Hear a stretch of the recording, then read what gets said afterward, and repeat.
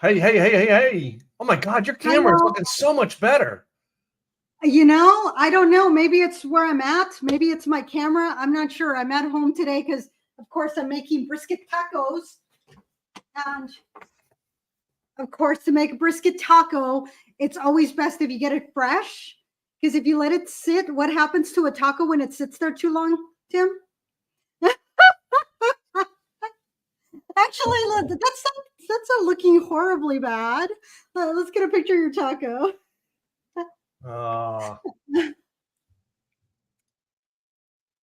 It's not horribly bad. It's just not as pretty as you want it to be. That's okay. Yeah. Okay. But that's what happens. Connect to our page. All right. It just told me it does not connect to our page. What the hell? Oh well. No. So yeah, so I'm actually going to make them fresh. I have all this stuff here. I even have a little ranch, cilantro, jalapeno sauce. Okay. So I didn't, because when I made the sauce, I didn't have the jalapenos. I didn't put jalapenos, but I did put the brine in here after the fact. So it's essentially ranch dressing made fresh, ranch dressing, added a bunch of cilantro, blended it, and then after the fact, added the brine, the jalapeno brine. So it's going to be a little different than it was yesterday. Yum. So it's a nice little creamy sauce that gives you a little bit of kick without giving you too much kick. If you put the jalapenos in with when you're blending, then it's going to give you more of a kick. And again, it depends on your jalapenos because jalapenos can be mild, but they can also be pretty strong. Okay. So the other thing that I'm making to add to it is my Mexican street corn to go inside, because Mexican street corn, hello. You got to do that. This was not meant to be a Mexican broadcast. However, we just randomly picked what we were going to do today, and it just happens to have tacos into it. Yes. So it's not Taco Tuesday, but there's tacos in here. Tomorrow is Taco Tuesday. An idea for y'all to go out and get some brisket tacos. The brisket taco is a lot of work. I mean, it took me like 5 hours to make my brisket. It's not the taco itself, it's the brisket that takes forever and a day, because you get the chuck. And then what I did with mine is that I got it was like 2.5 pounds, cut it into 3 pieces, made my dry rub, then I put it into the big pot and I seared all sides. I pulled it out, then I sauteed the onions with the garlic, then I added all the other ingredients, which were I put in some beef broth in there. I put in all the seasoning, the leftover seasonings that I had used on the chuck, threw that in there. I'm trying to remember what else I threw in there. And then I deglazed the pan. Then I added the chuck back into it, covered it and simmered it for hours and hours and hours. It was like 4 hours. And I was turning it when I was passing through there, I just flip it over. Once it was nice and tender to where it fell apart, I tore it apart and then I let it simmer some more for like another hour. So it was a total of about 5-hour process. But it is like absolutely delicious flavor. It is, oh my goodness. And a brisket taco, truly, the way that it's assembled is that you heat up the tortilla in oil. You add cheese. I have the Tillamook, which is local mozzarella. You can also use like a pepper jack, or you can do the quesadilla cheese. You put it in there. You add the brisket. The brisket in there. You close it, and then you make sure that it's fried on both sides, but still slightly pliable, so that then you can add the corn and the sauce, or you can put the sauce on top too. And then I'm serving it with a little bit of refried beans that are also homemade with cotija cheese. So it was just one of those that I'm like, you know what, if I got this recipe and I was like going, oh my goodness, I made it my own, like always, because I always make my own. When I went to Safeway, they didn't have corn in the husk. They only had it huskless. And for my street tacos, I always like to cook the corn with the husk and all on the barbecue. And I couldn't do that. So I went to the Sunflower Festival yesterday with Maverick. and they had a Paloma catering. I told them I give them a shout out to La Paloma. Thank you for having my back. They packed everything separate. I told them no mayo because I had the mayo at home, but they made my corn and they gave me the cotija cheese separately. And then I'm gonna assemble it. So I'm like, hey, they saved me a lot of time. So I know. We all know when it comes to tacos, I love this Fuzzy's Tacos here, and we have one here in Little Elm down the street from me. Okay. But it's one of those things that there's a 50-50 chance if I leave to run down there to get it in time to be back here for the show, that I'm going to get caught in traffic because there's a big light that everybody has to go through two ways. Right. And I may take up to 30 minutes to get through that light. So like I ordered it ahead of time and I had it to have it delivered. My schedule to have it delivered between 6:10 and 6:20 my time, and it came at 5:40 my time. Oh, that's way early. Way too early. Way early. And I wish to God, I had some extra tortillas around the house. I could just redo them but I don't. I searched the house over and I didn't have them. So I will take bites and then I will eat the leftovers off of a bunch of crunchy chips that you dip on, and then you just eat them off as like a taco salad. So I had heard somewhere that nachos are pretty much a taco that doesn't have their stuff together. Taco that don't have it shit together, man. Anyway.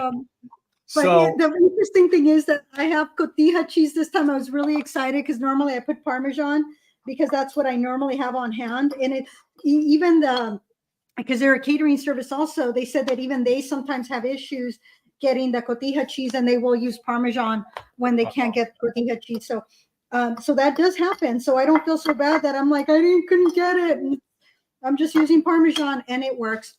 Yeah. And so, and then of course I got my tahini in here. So I have my street corn ready to go. Yep. And I added my cheese to my beans. And then I made my little ranch sauce here. That's like going to go inside. I just added my seasoning on top to make them a nice drip. Nice. They are a little, they're a little scrunched up. All right. I didn't get hard tacos. I got soft tacos. So, that's okay. Mine are going to be crunchy. So I'm going to work on that right now. And so I might be a little loud. I'm going to make a couple tacos or I'm going to make at least one. Let's talk about our drink for today, though. I got to show you the brisket. I reheated my brisket. It smells so good. So she's showing me up again. I tell you, I do one plate that's good, and all she does is show me up And you know what the funny thing is that it's not as juicy as it was yesterday. Yesterday it was like all these drippings coming off. It can be very, very juicy. It is absolutely delicious. So I'm hoping I don't make a mess. I'm wearing my apron this time. Hopefully it doesn't bite me back, but I'm using my normal pan, not the other one that I was using. So last week I did burn myself, y'all. So, and it was because I was not being as careful as I normally am. So today it's like, I'm going to protect myself a little bit and not get burnt because it got me right on one in the face and two right here, right in the neck. And I had told Tim, I'm burning. So I put egg white helps tremendously with the burn because it helps relieve the bite and it also helps it heal. So it really healed fairly quickly. Yeah.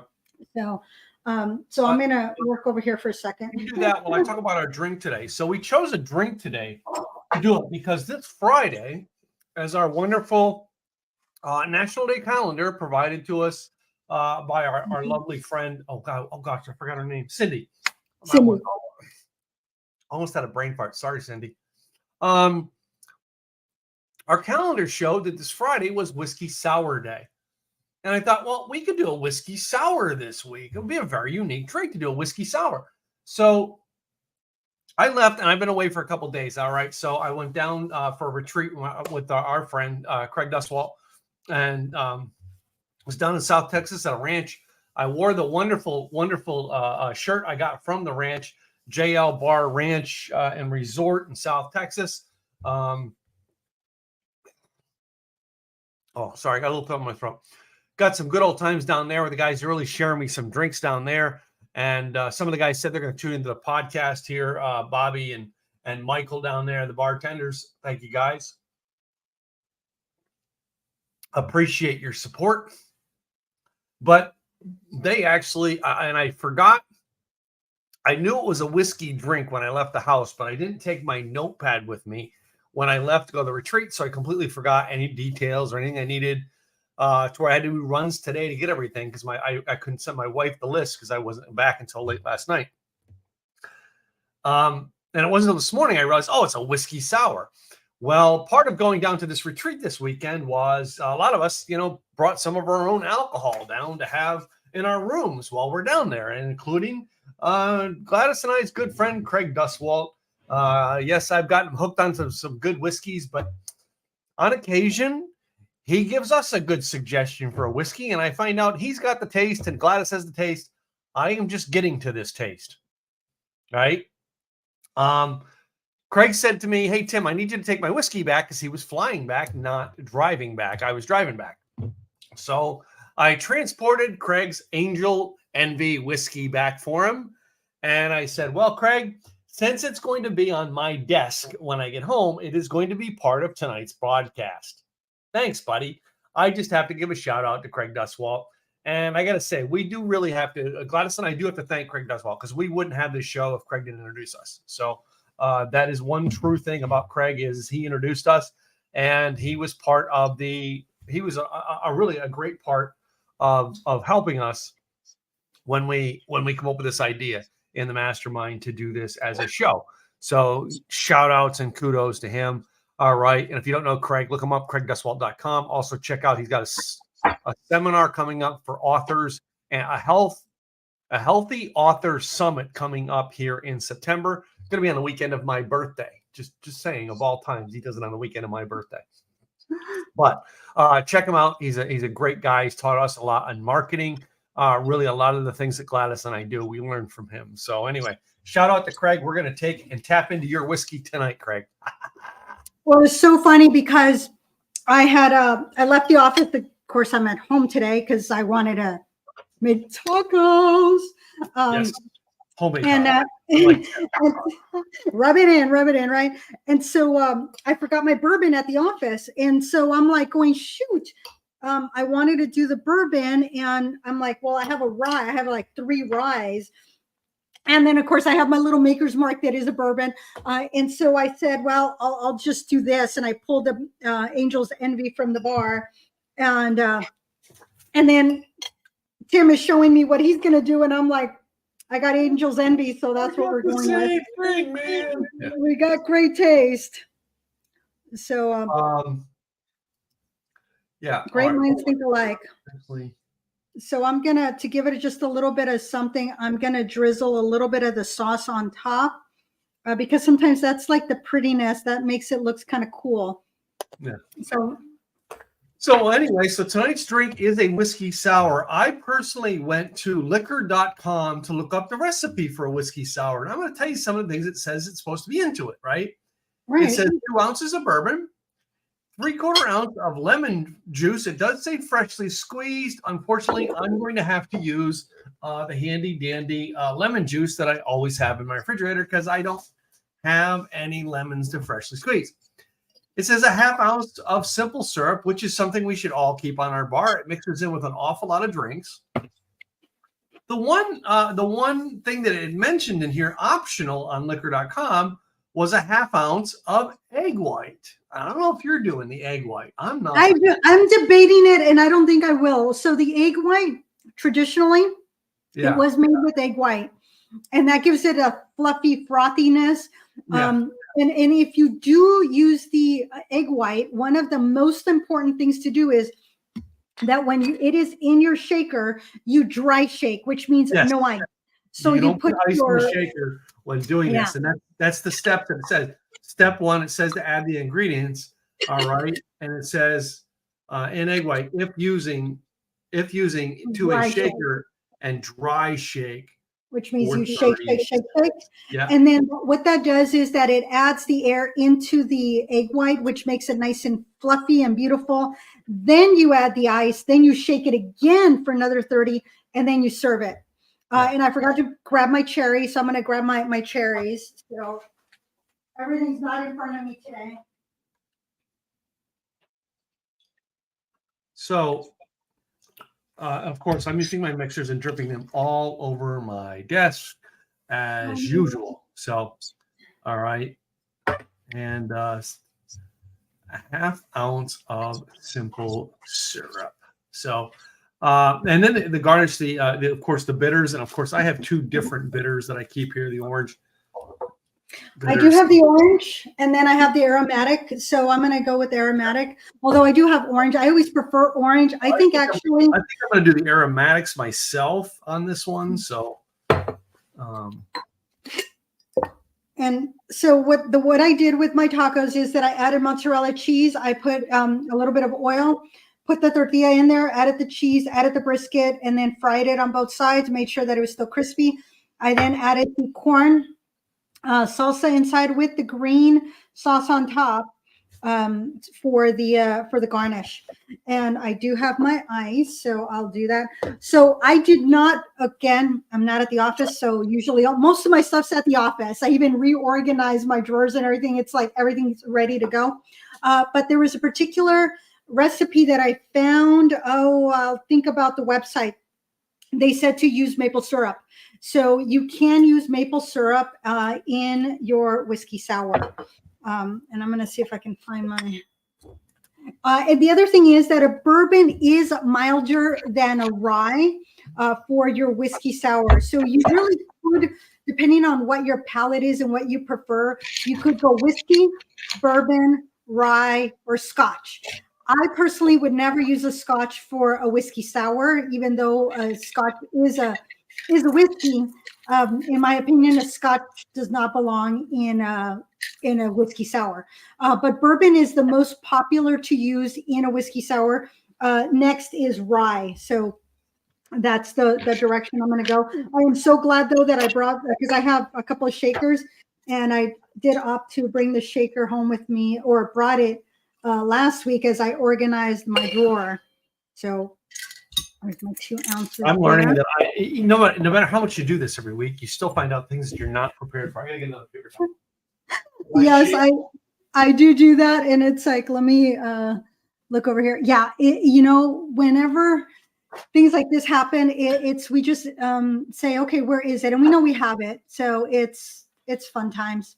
It's okay. And sometimes that's part of the fun, is finding the things. How do we adjust to what we have? Yeah, how do you adjust? You don't have stuff like this on your. Yeah, think about that, guys. So just adjust, and then that's okay, because that adjustment is what helps us be prepared or trying new things. So that's kind of the fun part. So I do have orange juice. Oh, excuse me, lemon juice. You could do lemon and lime juice. That is an option, and that's 3/4. And the other thing is that if you think some people are very sensitive to the citrus, if it's too much for you, it's okay. You can either tone it down or add a little bit more of the bourbon or of your whiskey in there. And then since I don't have simple syrup, I'm going to be doing the 3/4 of maple, the maple. Mm-hmm. And I might actually do a little bit more than that, because the maple is not going to be as sweet as a simple syrup.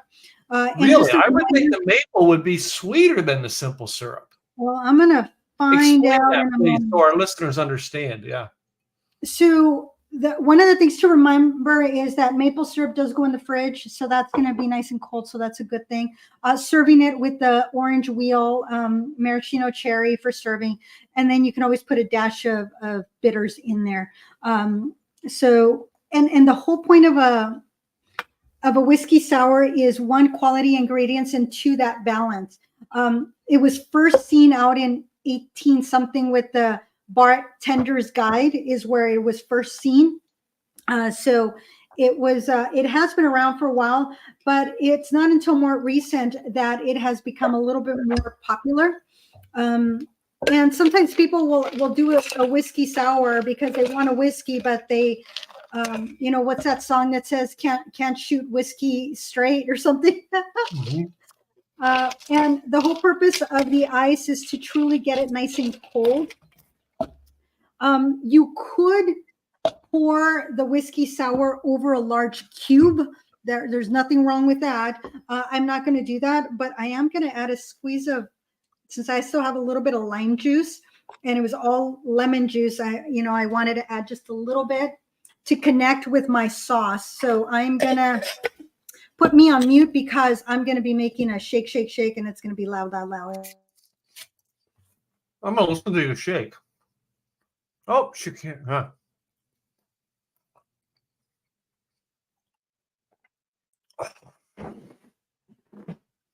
So I mix mine, and one thing I always love about one of these drinks, when I try to follow the recipe, I always end up with half a cup. A half a cup of a drink. Do you put a little too much in there? I feel like, oh my God, did I do it wrong? Rule number 1 on an alcoholic drink on the Like You Way You Drink podcast. You can never do a drink wrong. Right? My co-host, I think will agree. You can never do a drink wrong. You can't. It's just it depends on your what you prefer. And yeah. So that being said, all right. So I had the retreat I was at this weekend. They had a great old fashioned, and 2 of the guys, you know what I mean, made a really good old fashioned, and it was tough to see because they were both competitors at making their old fashioned. Okay. Well, then the other bartender made it, and it just didn't taste the same. Now I have that on my But like, what do you do when it doesn't taste the same? All right, you can tweak it, right? You can throw it out and tell them make it again, right? But here's the idea behind it when they made the drink is every person has different taste. Truthfully, I think the 2 bartenders that made it really, really well and that I really, really loved it is I think they really love being bartenders. Right. Which is half of the thing is, you know what I mean? People make it with love, right? Just like you making the brisket tonight with love. It's, you know what I mean? You put a little heart behind it. It's why I get the Fuzzies tacos, because they're the ones that seem to always taste better. They probably have more heart behind them. I think so. It makes a huge difference. And sometimes it's just that touch that the bartender has.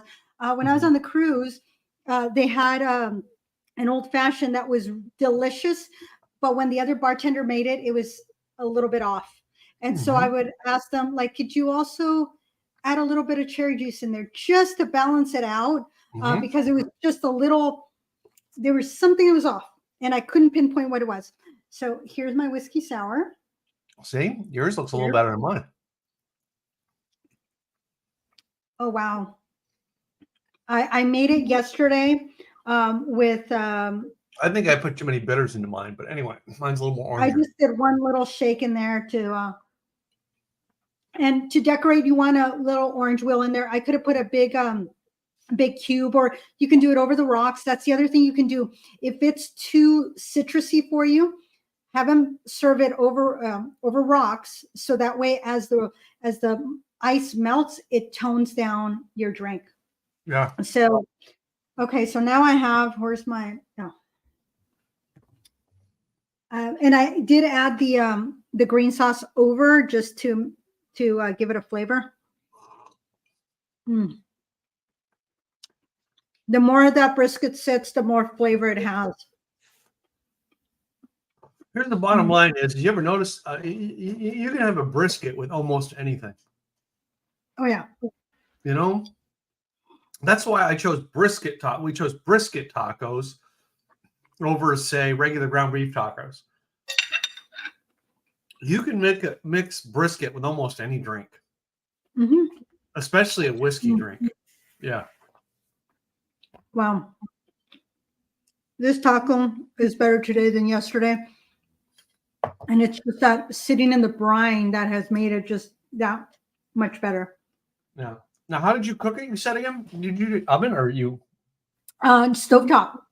You can do it in an Instapot, in a crock pot. I did it stovetop and just cooked it and cooked it. Instapot is going to be a shorter time than a stovetop, than a crock pot. Crock pot takes longer, but it could have been done in 3 hours. But I just let it sit. You know, you just simmer it. Once it boils, you cover it and simmer, and just turn that chuck, turn it. You know, because that way all the brine is in there. Mhm. And you can make the brine ahead of time, so that way the flavors really blend. You could put the dry rub on the chuck before you, like a few hours before you brown it, and that's key, browning it, because that keeps all the juices in, and it helps it cook from the outside or from the inside out, and just makes it super duper delicious. I'm gonna see if I can I find. have down to get my laptop because one of the gentlemen down at the ranch, we were talking barbecue recipes, Mhm. and he said basically what he does with his brisket, 200 degrees for 15 hours, covers it with a mustard as a binder. Wow. Okay. All right. But before he cooks it, are you ready for this? This is probably now I've heard this idea for a brine, but not. Mhm. Soak it for 24 hours in Dr. Pepper. Mm. I have heard that before. He told me that, and he wrote it down for me to bring home. And he's like, try it and let me know what you think. Right. Because one of the things I do with my sauce, every now and then I make a batch that's sweeter and I put Dr. Pepper in it. You know?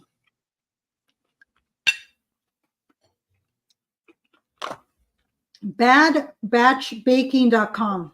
Okay. Mm-hmm. Bad Batch Baking. Of course, I made it my own. I made a few tweaks because that's what I do. And I want to feel that I've put myself in the recipe, in what I'm doing. But that's me, because I truly enjoy cooking and trying new things. And this was the first time I was doing a brisket. So I needed to look up, how do I make that brisket? And when I went to the store on Friday, they only had like this 10-pound thing. And I said, I don't need that much. I asked the butcher and he says, well, we'll get it in. And I said, I don't need it till Sunday. So I'm good. And he goes, we'll have another. So sure enough, they had it. It was on sale. So my chuck was like under $9. Wow. Which would have been normally like 25. And then the beans were the refried beans. Those are dirt cheap. That's a ranch dressing with cilantro, which I had, the jalapenos, which I had. And then the street corn, that one was the most expensive thing. Corn should have been about 50, 60 cents. But because I didn't get the I paid $4 for it at a fair. But they did separate everything for me because they knew I said this for the podcast. So Paloma Catering, thank you very much for catering to me and my needs, because they wrapped everything up and made sure that I got what I needed for today, which I only heated up half of it, not all of it, because I want to leave a little bit for tomorrow for my lunch. So, well, use it. I normally, you'll know, I've talked about using the jarred stuff because sometimes we don't have it available to us, or sometimes I don't want to spend $2 on a lemon. So, but in this case, the lemon was like 70 cents. And I needed the zest because I made a Dutch baby for the first time this weekend, also blueberry lemon Dutch baby. And so I needed the lemon zest. So I said, well, I'm going to buy a lemon for the Dutch baby, and the juice is going to be in the whiskey sour. Truly, this was really yummy. And partially, I think it's the Angel's Envy. That is just a really good whiskey. It's not overly, sometimes the rye have a certain finish that are a little bit stronger that some folks might not like, but this one has a really pretty finish. Absolutely delicious in an old fashioned. Yeah. I've had Four Roses and Angel's Envy in an old fashioned, and I think I like Angel's Envy a little bit more than Four Roses, although Four Roses is not a bad deal.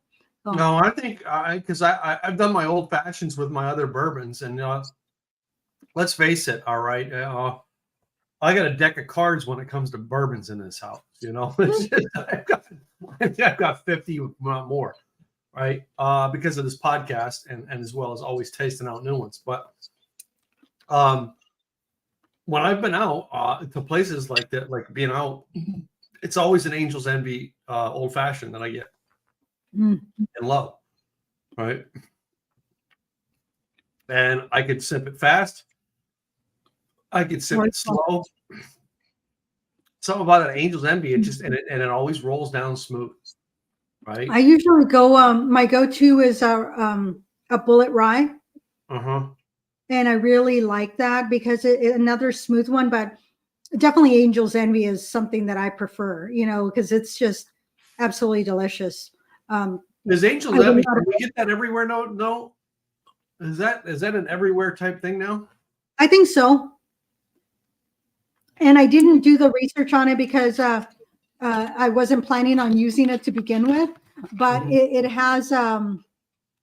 They're all about the respect and the traditions in a whiskey. They consider it unconventionally delicious, and it is 95% rye mash bill. So it's aged in charred white oak barrels, like other super premium. So white oak barrels. And I was I was at Quartz Distillery this Friday because I was mashing up some whiskey, and particularly. Do tell. Yeah. So yeah, there's a little video that I did post some pictures on the website, on the Facebook page. But one of the things that Randy from Quartz Distillery was saying, they're in Washington State, is that right now barrels are really hard to get. It used to be a 3-month turnaround, then it got to 6 months. Now it's a year and a half out. So the barrels he put in that he ordered now, he's not going to get till 2025. Wow. Year and a half to get the barrels because everything had slowed down. And so he was able to still get, because he wasn't getting that many barrels. He's a smaller outfit. So he was still able to get them. But once after COVID and things started opening up, everybody started putting orders in. So in December, it was like, oh, it's going to be pushed out to 4 months. Then by January it was 6 months, and now it's a year and a half. So that's crazy. But they are finished. This one is finished in vintage rum casks. So after rum is made, rye goes into it, which gives it a completely different flavor. So it's a little bit sweeter. It's balanced flavors of rum and cognac is the flavors you're going to get. So it just comes out with those smaller batches. And it's just yummy. It's just absolutely yummy. And to see the process from the distilling of the liquor, the sour mash being put into the newer batch, getting that corn into that big mash. It's 500 liters of mash that's in there, and it's just spinning, and the pH balance, the all the everything that's being put into a bottle of whiskey is absolutely amazing to be part of the process. It's like giddiness. It's like, oh my goodness, I want to be part of the process. And I got to be part of the process. So it was good times. It was fun. And that rye will be ready in about 10 months. 10 months. See, this stuff is not fast being made, guys. No. Well, it's the aging of the alcohol that gives it its flavor. It's also the one part of the process that takes the longest. And the interesting thing is that when you stuff all over me, when you use the first barrel, the whiskey is going to be darker, richer, because it's pulled the colors from the barrel. The second batch, if you redo it, it's going to be lighter. And it's not going to have the same flavor. How many times can they reuse the barrel? Let's ask that, because a lot of people, our listeners, don't know about those barrels. So at most 3 times, really. You don't want to reuse it 3 times the same barrel. Now, what can be done is that I was at Cascade Brothers Evergreen Pub here in Vancouver, up the road here. What they did is that they got whiskey barrels to make a stout. Mm-hmm. And now that the stout has been made, Randy is picking up those barrels to make another whiskey. So you got some residual possibly from the original whiskey. You now got the flavors of the stout in there, and now additional whiskey is going to go in there. Do you know how rich this whiskey is going to be? It's going to have a lot of flavors. So sometimes barrels are reused, but they're reused in a different fashion. So it's not like you're making a whiskey and then you're making a whiskey. It's you're making a whiskey, it then goes and you make a beer, and then you make a bourbon. I mean, there's different things that can be done with one barrel. So one barrel can be reused multiple times, but there's only so much you can do with it. And the thing is that a wine barrel, that one can really only be reused once, and it has to be reused very quickly, because what the wine does to the barrel is very different, because it actually seeps into the barrel, whereas the whiskeys just pull the flavor out, but they're not seeping into the wood. Yeah. So the difference between a liquor and a wine, and the way that it is being barrel aged, and the flavors are very, very different. But that stout, that it was, wow. That was a really good stout. It was 12%, and it was like definitely a sipping, very rich. I did post the picture on the Facebook page. That was very yummy, but it was like a very sipping beer that took me almost an hour. And when they said, "Do you want another one?" I said, "Absolutely not." Yeah. Yeah. I'm good. One was enough to just go, I'm good. And it was definitely a sipping, and it was a hot day, some water in between to rehydrate. But I cannot complain about that stout. That was pretty yummy. And that was after going to the Sunflower Festival. Got time to relax and have a beer, because all they had at the Sunflower Festival was like PBR and something else, and then some wine. That I was like, no, if I'm going to spend money, I'd rather have a good beer. So I'm like, I'm going to go to Cascadia Brothers and have a stout that's been in some whiskey barrels. That'll be. And I was pleasantly surprised. Again, Randy from Quartz Distillery, he's the one that had told me about it, and they are in the same location that Mav's Tap House used to be in. So I knew the space was beautiful. They have an outdoor space, so I was able to take Maverick and hang out with him outside. Although with the fires going on, it wasn't the best quality air, and it was a little warm, but it was still nice to be out. Yeah. But I wasn't not going to go because I couldn't go inside. So I'm like, hang out with the boy. There was doggy bowls with water that he got, ice cold water. The boy was sad. Well, I will have to say that using that fresh lemon juice for the whiskey sour, I'm very happy with. Would I continue to use the jarred stuff? Absolutely. Maybe not in a whiskey sour, maybe in other drinks, which I'm okay with. But when all you have really is lemon juice and whiskey, unless you can't get the fresh lemon juice, using the jarred stuff, that's good stuff. It truly is, especially if you're getting a high quality jarred lemon juice, which there's some organic ones out there. We always have, a good Simple Truth organic lemon juice sitting in sitting in our refrigerator. So, I mean, lime juice too, but I went with lemon juice, and I never thought I did have some oranges. I almost thought about squeezing the oranges, and making it out of oranges, but I didn't. And a little bit of slice of orange in it will give it a little bit of that citrus. That's that. Allow me to try while we are on camera. Ooh, perfect. So number one, I can pull a little piece of peel off. There you go. I love those. They're perfect for little hands. Personally, I can just take that little piece right there and just. Oh, nice. Squeeze a little bit in there and throw it in there to give you some good flavors. Yeah. I think that would be good. And then I'll do this with it to give me a little more orange. Yum. Oh, look at that. Ooh, I love that, hearing it trickle down. Yep. And of course, I always have a stirring spoon. You gotta Always. stir. Otherwise, it's not going to be balanced. Huh? Otherwise, it's not going to be balanced. Oh, I want to get a picture. So hold on one second. Let me. What, of me stirring? And of your cocktail up on the screen, because yeah, and I do want a picture of you stirring. There you go. Love that. So cheers, my friend. Cheers. All right, gotcha. Let me try it with the orange juice into it now. See how you like it? That sweetens up the sour. Orange is going to be a little sweeter fruit. Yeah.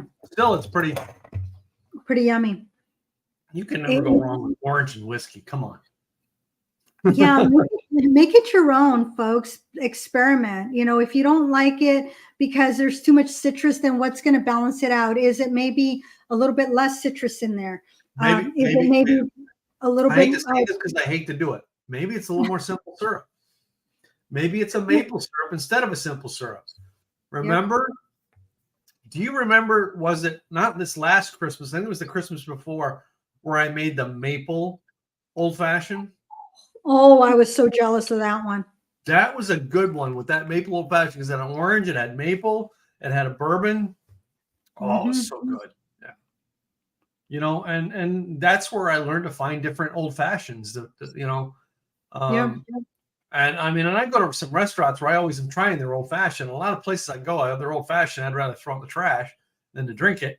But all right, there's a lot of places that I go that I'm like, well, I'm not sure I'm going to like that old fashioned. And I try it and I love it. Yeah. I went to a little pub and I said, how good's your old fashioned? And he's on, he goes, well, we don't have the big cubes. The moment he said that, I knew that this guy knew his stuff. And I almost, just because he said that, I almost got the old fashioned because I knew that he would care enough to know what a good old fashioned is. And he was going to do his darndest to make it really good. But I didn't want to put him through that. And I said, okay. And he goes, and we only have that. I said, you know what? Then I went with the Moscow Mule and that was fine. But to have a bartender that knows what an old fashioned is all about, you know that they care, that you know that they're going to put in a big cube or they're going to try. You know, I went to a place I'd gone before and I was like, it's not the same. And it was a different bartender. And it was because I was like, oh, they didn't put the big cube. They just put a bunch of ice. My drink had watered down. I don't want to water down old fashioned. I would rather have just a few cubes. Yeah.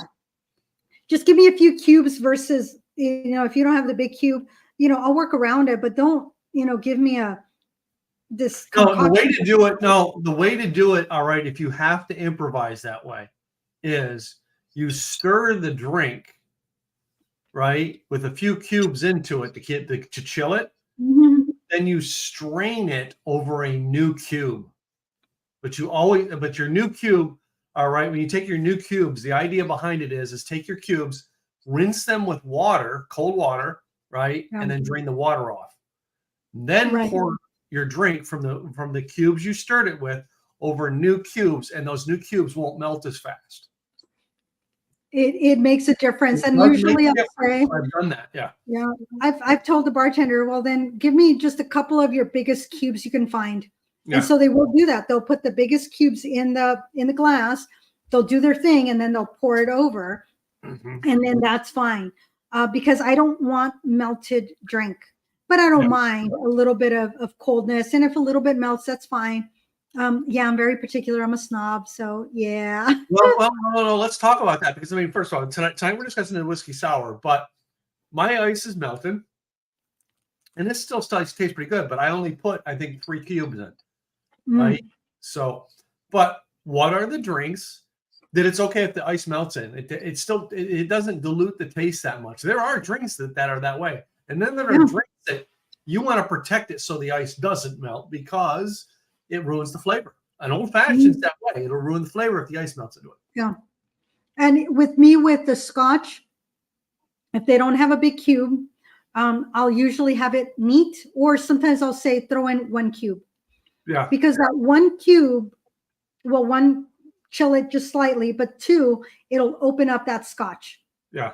So a little bit of water, not much, just a little bit, like a dropper into a scotch. So if you taste the scotch and then you do a dropper in there of like maybe 3-4 droplets of water, Yeah. it'll open up the scotch. You got to give it a second for it to open up, and then you taste it again. It's going to be a different flavor.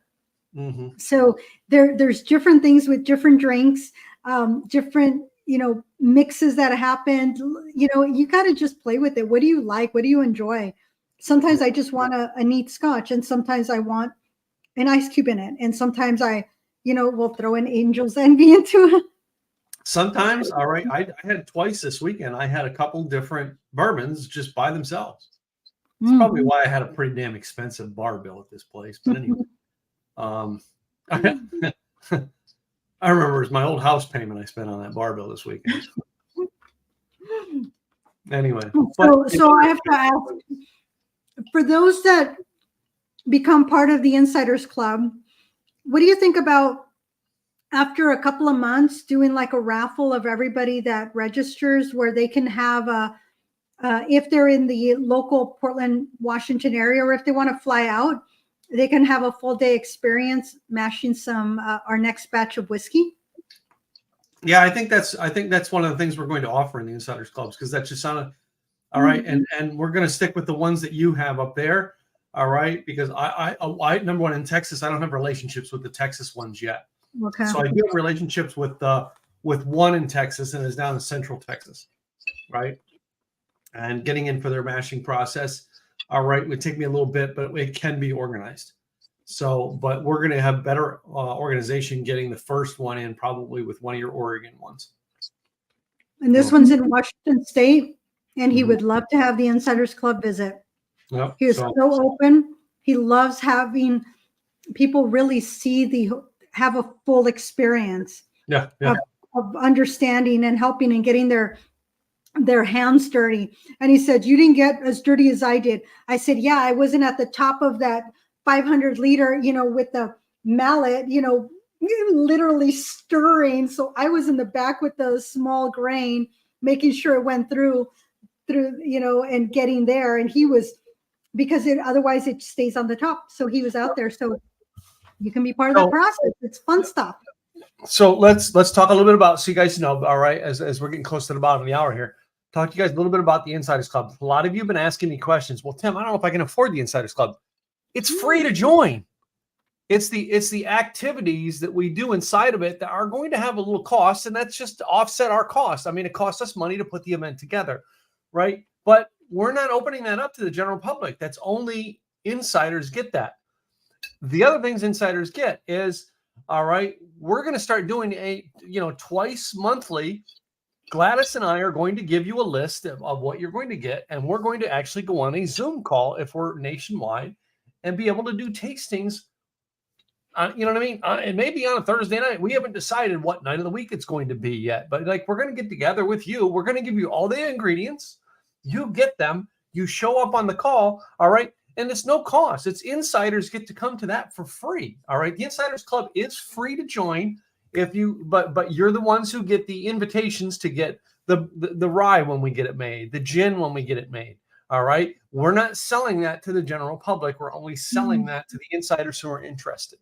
If you're not interested in gin, guess what? It doesn't cost you for anything for the gin, because you don't like it. You're not going to buy it. Doesn't matter. All right. But if you ever think that we're going to make a liquor, and we're going to make a lot of them, guys. We're going to make liquors. We're going to make wines. We're going to make beers. All right. We're only going to sell them to the insiders. But to join the Insiders Club, you have to go over to our website, go to likethewayyouDrink.com, and there's a button right on there that says join the Insiders Club. And all it asks is you have to put your name and information, put your birthday in, because you must be 21 to join. That is the one rule that we must stick with, all right, in order to build an Insiders Club. So, how much we're going to be adding things each year to the Insiders. The Insiders are going to get something every year that we don't. Oh, yeah. The gin and the first batch of gin and whiskey are almost ready. The rye won't be ready for another 10 months. We're going to have another batch of gin. We can do vodka also.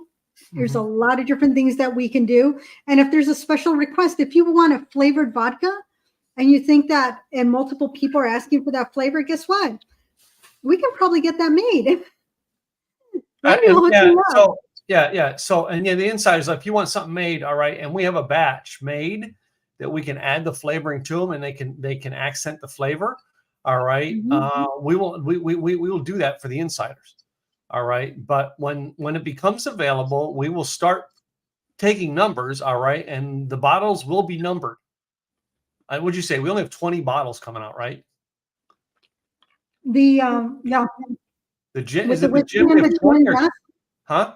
Both the gin and the whiskey, yes. With the rye, we'll only have about 10 bottles. All right. So they'll be numbered. It's 10 bottles, right?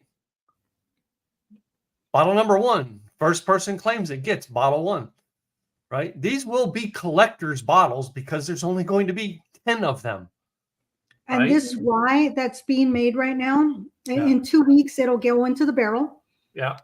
It's going to be that lighter rye, similar to Angel's Envy, where it is going to have that nicer, softer flavor. It's not going to be the harshness. And I chose that specifically.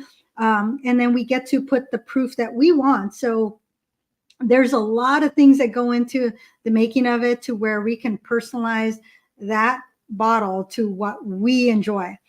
And then we'll get another barrel going probably in another couple months, and maybe you can be a part of it in helping make that bottle. Or make that barrel, I should say, not bottle, but there'll be about we have to make it by the barrel, and it's how much, how many bottles we get out of a barrel. Now, granted, I will let you know, so you know, of the barrels being made, 2 of however many barrels are already taken for and spoken for, so you know. Sorry, 2 of them are already spoken for, right? Exactly, because Tim and I need to get one each. Get one of each, yes. We each get one. Now, if we lived in the same state, we'd share a bottle, but I'm sorry, we don't share. And separate. We live in separate states. We got to have one on each of our shelves. So, but anyway, you can be a part of it. We will raffle off that ability to come out to Washington State and help make that next batch. Yeah. And that'll be in about a couple months. Yep. So it'll be fun, good times. And you get to say, hey, my hand was on that. You get to sign off. Yep. You get to sign off on that barrel. So that'll be awesome. Those of you who have already joined the Insiders Club, all right. I know some of you said you're already looking forward to this, and you know what I mean. Those of you who haven't joined, all right, join. Now's your chance. So anyway, before we pass away or pass on for the week, all right, it wouldn't be right for us to first of all tell you to join the Insiders Club. That's the first thing we got to tell you. But second of all, we got to tell you the 2 people who put this together in their businesses that have put this together over the past 2 years now. All right, at our business expense, have been doing this podcast to help you because it's our love for alcohol, food, being foodies and alcoholics. I don't know if there's a name for that because we're not foodies, we're not alcoholics. I don't know. We're something in there. I don't know what we want to call it. We'll have to make our own name for it. Yeah, we'll figure it out. Yeah. We'll come up with a good name for us. Yeah. But anyway, it's Gladys and I put this together, and both of our businesses are the ones who support this podcast every week. All right. And if it's not for us, ladies and gentlemen, this podcast does not happen. It's not for our businesses. This podcast does not happen. So we are the 2 sponsors that run it. All right. As well as we've had Mary's Mixers. And if you have an alcohol or you have a mixer that you want to sponsor us on an episode, by all means, reach out. All right. And I think both either Tim or Gladys at likethewayyouDrink.com will email either one of us because we both have those. Tim at Like the Way You Drink or Gladys at likethewayyouDrink.com. All right. That's both of us have an email address. Other than that, let's start with our sponsorships. Let's start with you. Tell us about the insurance business this week. That's right. Gladys Boutwell, Insurance by Design, helping small business owners with attracting and retaining quality staff through employee benefits. If you want to know 101 ways that you can provide benefits to your employees and it's going to cost you from 0 to a high budget, hey, somewhere in between you're going to fall into that. let me know. Give me a call. Check me out at insurancedesignpros.com. And this is my co-host. Well, Tim Gillette. But I want to say, before we go into that, isn't open enrollment coming? That'll be November 1st. However, one of the things that is happening is across the nation, people are losing their Medicaid. And maybe you shouldn't have been on Medicaid because you were making too much money, but because of the pandemic, guess what? Your state may not have allowed you to come off, even though you were asking them to and saying, hey, I make too much money. People are coming off of Medicaid, and open enrollment for Medicaid is whenever you lose it, it's a special enrollment period. Enrollment period for everybody else is November 1st through December 15th, although some states do extend it. But November 1st, I'm going to be going a little crazy. My hair is going to be all wacky. And it'll be our 2-year anniversary, and it'll be fun to still be part of that but it's something that they need to pay attention to, is why I brought it up. All right, it's, believe it or not, that's just around the corner, guys. It's not that far away, so that's why I brought it up today. So I know that. Get on my calendar. Get on my calendar now. Yep. So guys, my business is simple, easy websites. I know when we started this, it says simple, easy marketing. Yes, I was a business coach for years. And the number one thing that frustrated me was people were not online. So we went and created a website company to help you get online. We design your website. We host your website. All right. We do it very, very inexpensively. We do WordPress websites. So if at any point in time you don't like us, guess what? It's WordPress. You transfer it over to wherever you want to go and leave us. We don't mind. You know, if we didn't do our job, we expect to be fired when we fail. All right. That's why we keep trying to do a better job, so that you don't fire us. The next thing about it is we are 100% USA based. It is very, very tough in 2023 for you to find someone to be doing your website, and they say, well, yes, let my team in the Philippines or India do the work for you, all right? Because I can do it very inexpensively. That is not us at Simple Easy Websites. We are 100% USA based. You have a cell phone number for your person, and you can text them, hey, I don't like that word on my website, and they fix it. Third, we are a personal contact. Just like I said, we connect with the phone. We are not dial one to talk to sales. No, we're not that people, guys. We are real people. We have real conversations, and we're about getting your website making money. SimpleEasyWebsites.com. There is a button there to book a consultation with me because, hey, I get it. Your website is not something you just want to order off the shelf. It's something you want to actually have some personal touch to it. And I'll have a personal conversation with you, or my daughter from sales will have a conversation with you, and we'll get you set up right. And lastly, Like the Way You Drink podcast. Like the Way You Drink podcast has its own Insiders Club. Go to likethewayyoudrink.com, right? Click the button that says join the Insiders Club and become a member of the new club. Right now, we're 30 days old, right? We got a half dozen members, and look at that, man. We're growing, so gotta go. Yeah. So this weekend, and I've got to do this. Jennifer J. Hammond. I don't know if you know who she is. Jennifer J. Hammond. I'm giving you a shout out right now, right? She used to host a podcast and radio show on Sirius XM on real estate. Okay. And she had one of these things where one of her someone called in or something, I don't know, but basically she created this whole thing. When people would have wins in real estate, she would go, yay! And that became our new thing. So we're going to give a shout out to Jennifer J. Hammond with a yay! All right. Anyway, I just love it when you meet people who do great things, and that's what yay! With the little wings in the back of the bottle. Yeah, and one last shout out. Thank you to Craig Duswalt for letting me dip into his bottle of Angel's Envy before I return it to his house tomorrow. Appreciate that, Craig. Thank you so much. Oh, and thank you, Craig, for putting the two of us together, for God's sakes. I know. Anyway. I know. All right, guys, we'll be back next week where, guess what? It's August 28th. Our next broadcast is Red Wine Day. Red Wine Day. Yes, Red Wine Day is coming. So what red wine do you like? Yeah, I don't know what red wine I'm going to, I'm not saying what I'm going to. Do you know what you're going to do? I do know what I'm going to do. It was a gift from Miss Jenny Coulter. She's Northwest Medicare Advisors she's in Oregon, but the company is in Washington State border. We just crossed the river right there. And she sent me a little thank you gift. And so I got 2 bottles of red wine. And so I'm going to be opening up one of them. I've not tasted it yet. I will decide on Monday at some point, and I'll open it to let it air out because I think it's a 2020 bottle and a 2021 bottle, but they are red wine blends. Okay. So I wanted a blend. I didn't want just a very specific. I wanted a blend, and I wanted a story to go behind it. So it's going to be one of I'm not telling you until next week. Mean. I know. All right, guys, we're over an hour, so we're going to say goodbye and see you guys next week. Bye, y'all.